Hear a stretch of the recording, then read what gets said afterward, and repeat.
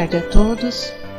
Vamos nesse momento nos ligando com o nosso mentor individual, com a espiritualidade amiga desta casa, com Joana de Ângeles, Irmã Rosário, Irmã Teresa, e agradecer a todos pelo carinho, pela amizade, pelo acolhimento. Nos ligamos com nossa mãezinha querida, Maria de Nazaré, pedindo a ela que nos envolva na sua luz, na sua paz, na sua serenidade, que nos aconchegue juntinho ao seu coração de mãe num abraço muito caloroso. De mãos dadas a Maria, chegamos à presença do nosso Mestre amado Jesus, e a Ele pedimos que derrame a sua luz sobre nós, que nos auxilie no entendimento e na aplicação dos seus ensinamentos em todos os momentos da nossa existência. De mãos dadas a Maria e a Jesus, chegamos à presença do nosso Pai Criador. A Ele agradecemos pelo que somos, pelo que temos, pela oportunidade bendita de estarmos aqui reunidos.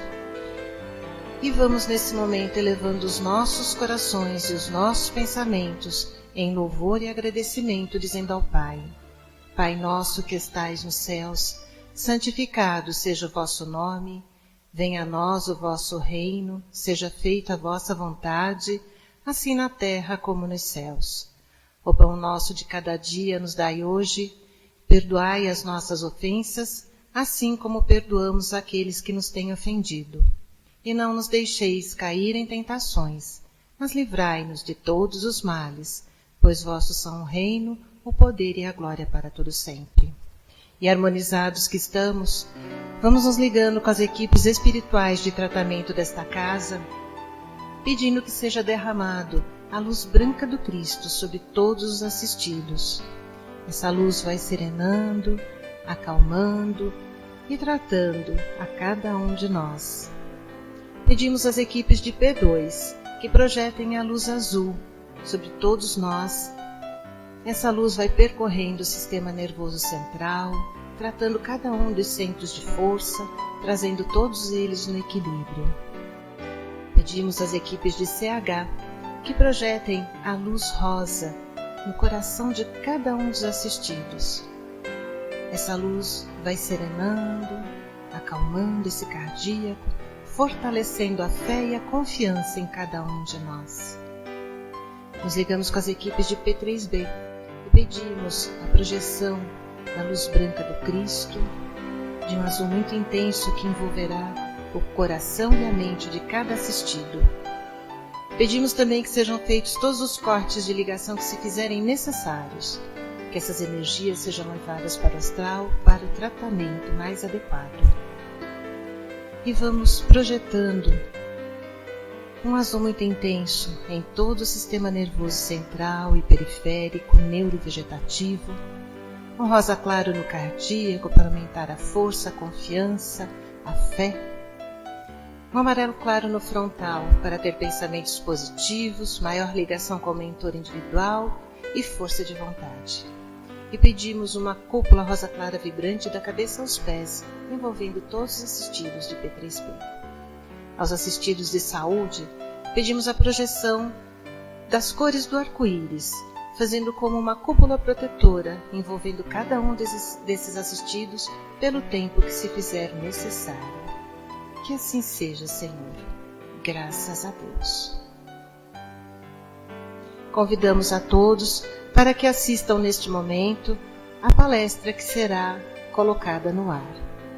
Que assim seja. Muito boa noite a todos, muita paz. Há determinadas palavras no nosso dicionário que merecem ser revisitadas em todos os tempos. Dentre elas nós podemos falar de amor.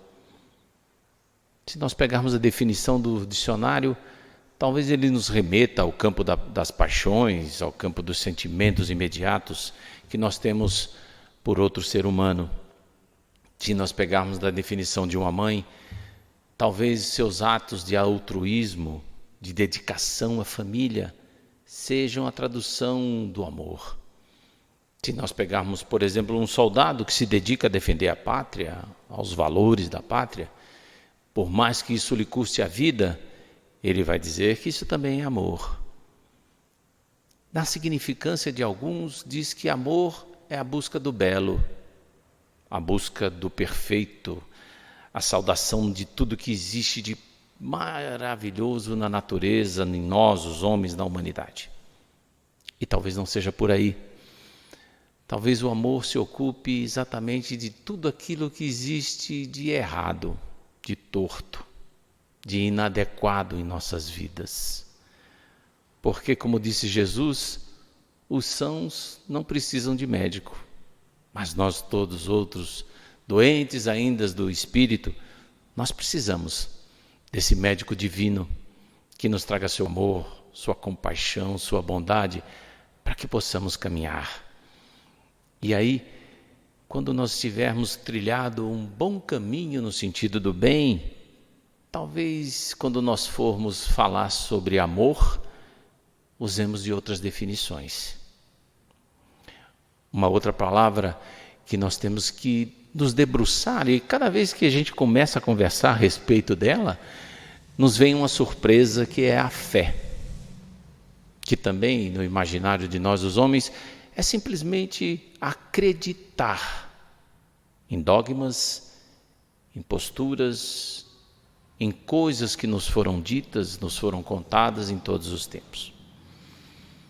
Recentemente, através da palestra de um orador muito famoso no meio espírita, o Haroldo Dutra Dias, ele usou de uma definição muito interessante e intrigante ao mesmo tempo. Que ter fé não significa simplesmente acreditar, porque até aí nós vamos visitar todos os nossos amigos, nós mesmos, que cometemos erros constantemente em nossa vida. E se somos arguídos, se somos perguntados se nós temos fé, nós vamos dizer, claro que eu tenho fé. Você tem fé em Deus? Claro que eu tenho fé. Você tem fé em Jesus? Claro que eu tenho fé. E em todas as escolas de reforma do ser humano, incluindo as penitenciárias, os asilos, os nasocômios, todos os que fazem parte do ponto de reflexão sobre os nossos valores e atitudes, nós vamos encontrar pessoas que têm fé. E aí ele define que fé não é somente acreditar em Deus ou acreditar em Jesus, mas é andar com Deus e andar com Jesus. E é sobre a fé que nós vamos falar um pouco hoje. No que nós acreditamos, o que nós seguimos. E já entramos na parte de dizer se nós temos que fazer e andar com Deus. É nesse momento que as nossas reflexões têm que ser bem colocadas.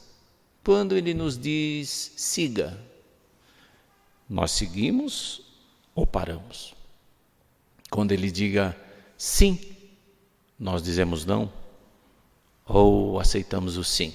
Quando ele fala perdoe, nós perdoamos ou recalcitramos?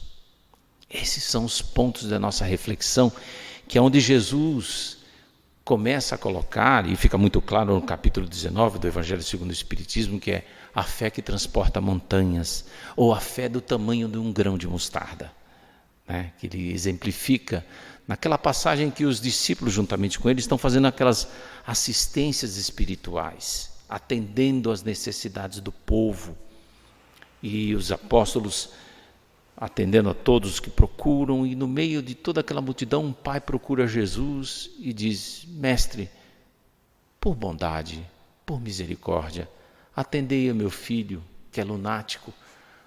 Ora, ele se atira ao fogo, ora, ele se atira à água. Eu levei aos seus discípulos e eles não puderam curá-lo.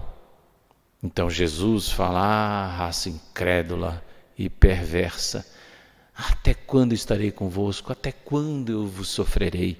Ou seja, até quando eu vou ter que fazer as coisas e assumir as necessidades de vocês? Quando é que vocês vão amadurecer? Talvez possa parecer um tanto pesada essa cobrança de Jesus de nossa parte, mas na verdade ele nos chama a atenção para os nossos procedimentos e os nossos valores.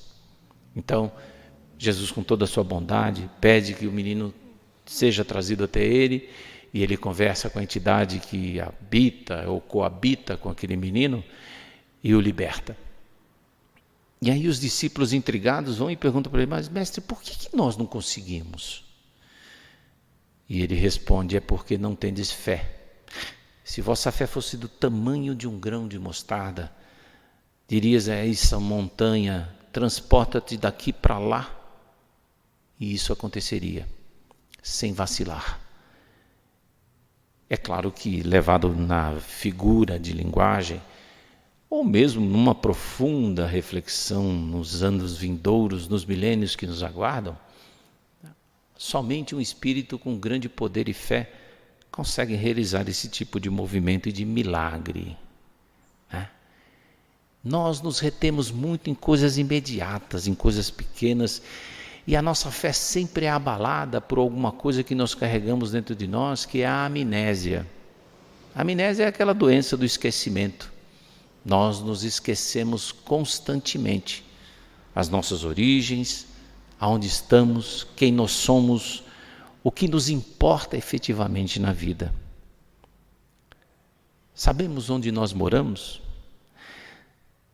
Temos em mente a nossa experiência, principalmente nós que fazemos parte da casa espírita, do movimento espírita neste momento, que temos a consciência e a informação da imortalidade, das vidas sucessivas, dos estágios que nós passamos por aqui. Brigamos ainda pelo nosso metro quadrado, apesar de sabermos que somos moradores de um universo, ou de multiversos. Brigamos pelo palmo, pelo muro, pelo portão, quando sabemos que habitamos uma imensa galáxia com bilhões e bilhões de estrelas e bilhares e bilhares e bilhões de planetas. Quando isso vai fazer parte do nosso entendimento, quando isso vai andar conosco, porque isso também chama-se fé, porque a fé implica em saber, ter a informação, ter a indicação, não é? Então, se nós somos possuidores de todas essas informações, quanto nós usamos disso no nosso dia a dia? Quanto nós agregamos isso nas nossas atitudes? É nesse momento que nós começamos a verificar como nós construímos os nossos parâmetros de fé, de acreditar, de levar em frente. Então, a fé, ela tem um aspecto sem dúvida nenhuma divino, porque muitas das coisas que existem ainda no universo não nos compete em termos de saber. Nós não conseguimos conceber determinadas coisas que ainda existem. Até porque todo o nosso conhecimento, apesar de ser importante e nos embasar na nossa fé imediata, ele é relativo, porque nós vivemos num universo relativo. Nós aprendemos que 2 e 2 é igual a 4, não é assim? Mas no universo quântico, 2 e 2 pode ser 3, 5, 16, dependendo da concepção que se tem.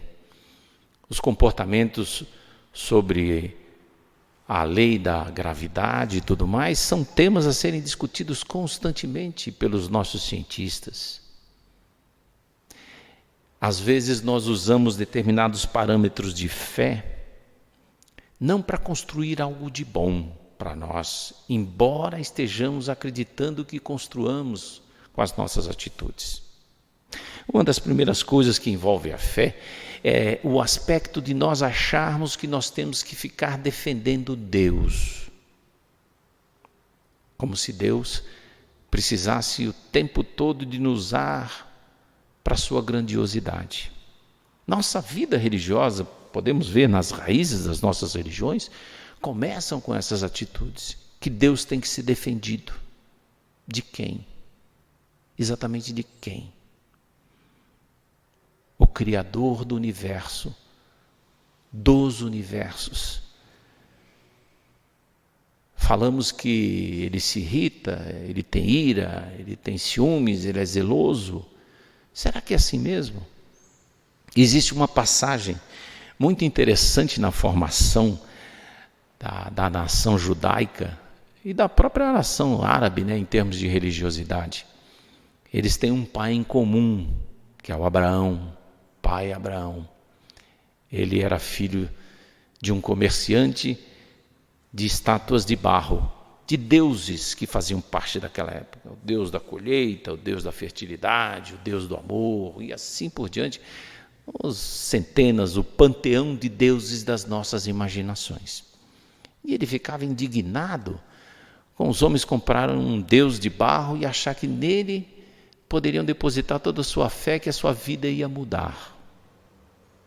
Então, ele, de certa forma, se coloca contra isso, e para não arruinar o negócio dos seus pais, talvez, Deus o chama para formar uma nova nação, que é quando ele sai de Ur, da Caldeia, daquela parte onde é a região do Iraque, e ele vai formar a tribo, que mais tarde é chamada a tribo de Israel, né? E dentre as suas atitudes, e é comemorada até hoje, né, simbolicamente pelos judeus, ele faz uma tenda que é uma hospedaria, para receber os peregrinos que vêm pela estrada.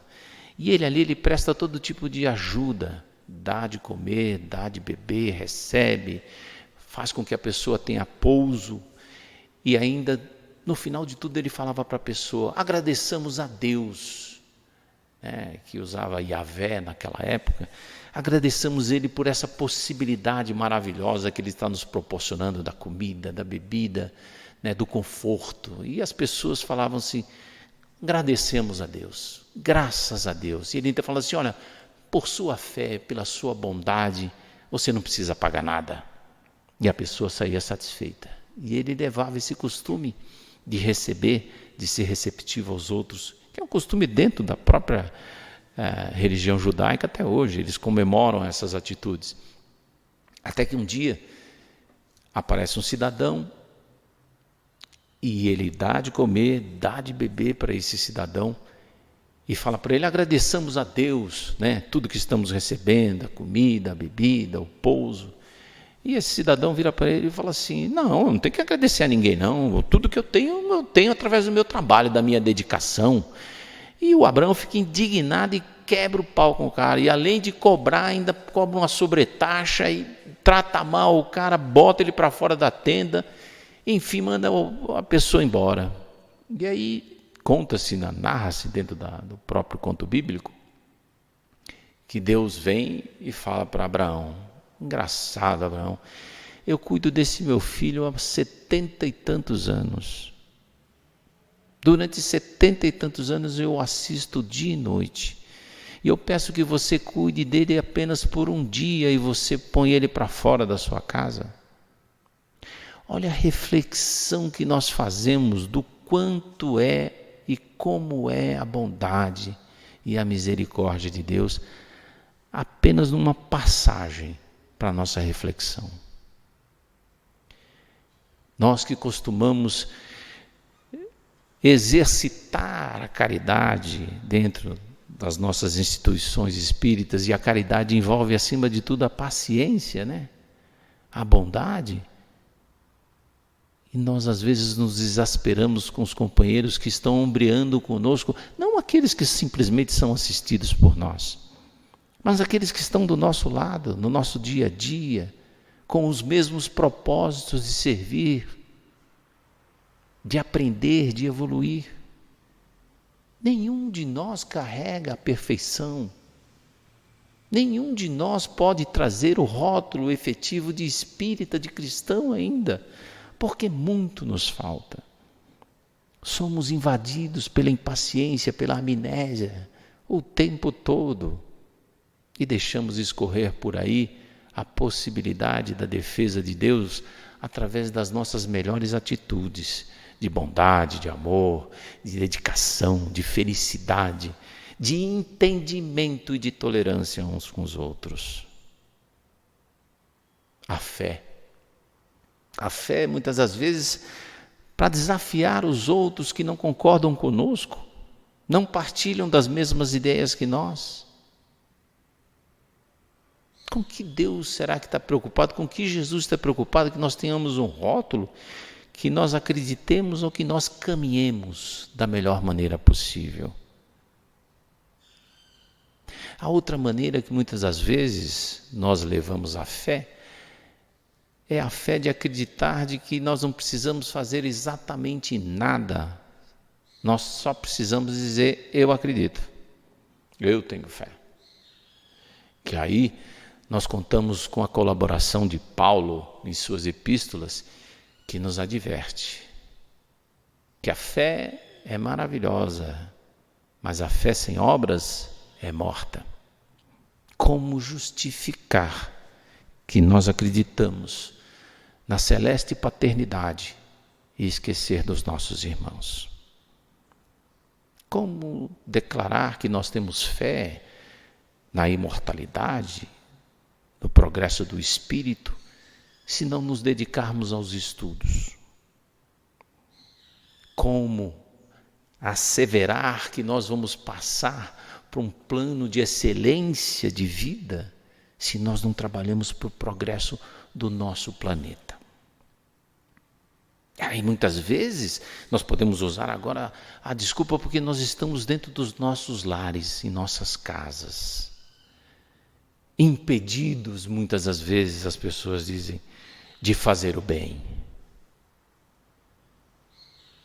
E o bem não tem lugar em nossos lares, junto aos nossos familiares. Ah, mas eles não me compreendem, eles não estão no mesmo patamar que eu estou de entendimento. Que ótimo! Não seria a hora de nós exemplificarmos, de nós nos dedicarmos a compreender um pouco mais? É muito interessante, e a gente recebe todos os dias no celular, no e-mail, posts que vão dizendo, não aguento mais ficar em casa, dos exercícios que eu tenho que fazer, das fugas, dos alarmes, etc. e tal, porque nós muitas das vezes nos sentimos cativos quando nós deveríamos estar nos sentindo seguros, agraciados, privilegiados, por nós estarmos com a nossa família, com o nosso pai, com a nossa mãe, a nossa esposa, nosso marido, nossos filhos.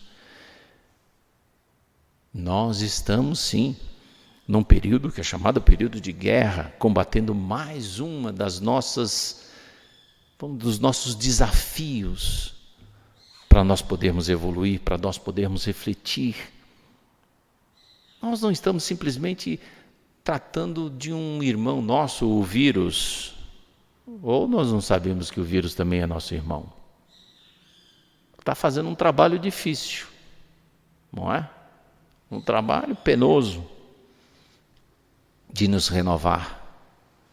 Mas quantas coisas estão aparecendo com relação aos nossos sistemas, a nossa maneira de agir, de pensar, de construir, de dividir, de compartilhar, de cooperar. Sim, temos o profundo desejo e fé até que, passado tudo isso, as nossas atitudes sejam diferentes, que estejamos mais próximos do prazer de viver, da alegria de viver. Esses momentos servem para reforçar em nós que todo lugar, absolutamente todo lugar, é lugar de trabalho, e no lar é o principal lugar. É nele que se cria a grande expectativa da reconstrução de nós, os homens. É como diria os nossos irmãos maiores da espiritualidade, o cadinho, ou seja, aquele forno de alta temperatura que serve para fundir os mais duros dos metais, para que ele se torne maleável, para que ele possa ser trabalhado, até virar um instrumento adequado para o trabalho, para o enfeite, na confecção da joia divina que somos todos nós. Se nós formos prestar atenção, é nesse momento de dedicação aos nossos lares que nós estamos mitigando muito dos males que existem na nossa sociedade.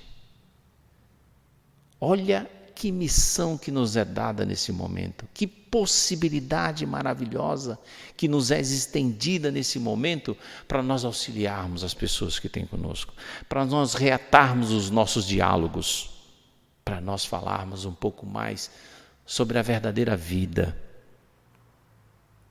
Não é para nós sairmos por aí dando sopa ao azar, não sopa fraterna, absolutamente não, nada disso, assim, nos expondo, dizendo, eu tenho fé, então nada vai acontecer comigo. Realmente, quando nós temos uma hora, essa hora é programada e nós respeitamos, né, o caminhar nessa hora, tudo acontece no tempo correto. Mas também somos portadores do livre-arbítrio, onde nós escolhemos as situações para as nossas vidas. E aí vai da nossa fé de entender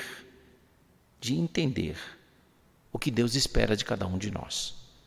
Nesse momento, Ele quer de nossa parte respeito, prudência, para exemplificar aos demais. Sem dúvida, nós temos muitos dos nossos amigos, médicos, enfermeiros, os nossos amigos que trabalham na coleta do lixo, os nossos irmãos que trabalham na varreção das ruas, na higienização dos ambientes, com uma missão arriscada e sagrada de nos proteger, de nos preservar. E nós temos que respeitar ao máximo essas pessoas, não levando mais trabalho a eles, mas levando mais solidariedade. Então, a fé vai me proteger, a fé sempre vai nos proteger. Andar com fé como vou, com fé nada vai faltar, na música popular. Mas a nossa fé, acima de tudo, compreende e entende. E é nesse momento do nosso entendimento maior sobre as coisas que nós começamos a entender o que é um milagre. Porque o milagre é produto somente daqueles que têm fé. Porque quando você tem fé, significa que você aprendeu. E lembre-se que ela é pequena, do tamanho de um grão de mostarda, para você começar a compreender. Para nós começarmos a compreender. E ela vai nos mostrando que nós somos um verdadeiro milagre. Nós vivemos num lugar milagroso. Nós vivemos num planeta que faz parte de um sistema solar de 8 planetas, que talvez guardem formas de vidas desconhecidas nas nossas dimensões, que fazem parte de uma grande família, que faz parte de uma família maior e que é acrescentada todos os dias. Não é um milagre isso? O milagre de ver esses pequenos irmãos que nós temos, os animais, num processo de educação do espírito, aprendendo nas suas pequenas tarefas do dia a dia a construir a grandeza do amanhã, a balbuciar as primeiras atitudes do espírito. Isso não é um milagre? De saber que apesar de todos os nossos erros, todos os nossos defeitos, todas as nossas vacilações, todas as dificuldades que nós apresentamos, as negativas que nós apresentamos no dia a dia, de recusar o que nos compete, Deus nos dá uma nova chance, constantemente. Isso não seria um milagre? Isso não seria talvez munição suficiente para enfrentarmos a guerra contra nós mesmos? Nós podemos dizer que a fé é um combate com relação aos que nos cercam. E isso seria um erro crasso de nossa parte. Porque o combate da fé é o combate a nós mesmos. A desconstrução de tudo aquilo que nós fizemos nos milhões e milhões de anos que nós temos atrás de nós. É nós largarmos mãos daqueles pseudos e pequenos valores que nós trazemos do nosso passado remoto, para lançarmos mão a um futuro maior, melhor, mais iluminado, porque é isso que nos aguarda. E se é isso, se é exatamente isso, naquilo que nós imaginamos e tenhamos fé, de que um futuro grandioso nos aguarda, nós vivemos o grande milagre da sobriedade, do conhecimento. E o conhecimento tem que nos lapidar para sermos melhores. E tenhamos fé acima de tudo, e ter fé significa saber que nós não fazemos isso do dia para a noite. Seria uma pretensão muito grande de nossa parte. Isso vem com o tempo, vem com a repetição, vem com o trabalho, vem com a nossa dedicação constante. Porque quando nós reconhecemos isso, a fé nos apresentará aspectos muito maiores da vida, dos maiores milagres que existem. Existe um livro que é a Bíblia romanceada, novelada, escrito pelo Scholen Asch, e um dos livros que compõem essa obra maravilhosa, poética, por que não dizer dele, chamado Maria.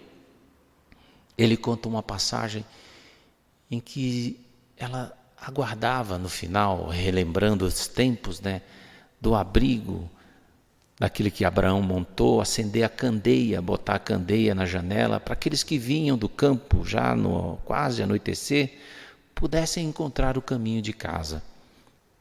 A candeia estava posta e ela avistou um vulto caminhando na estrada, e o seu coração se apertou, se constrangeu, e ela, tal como manda a tradição, fala para o peregrino: amigo, estás cansado?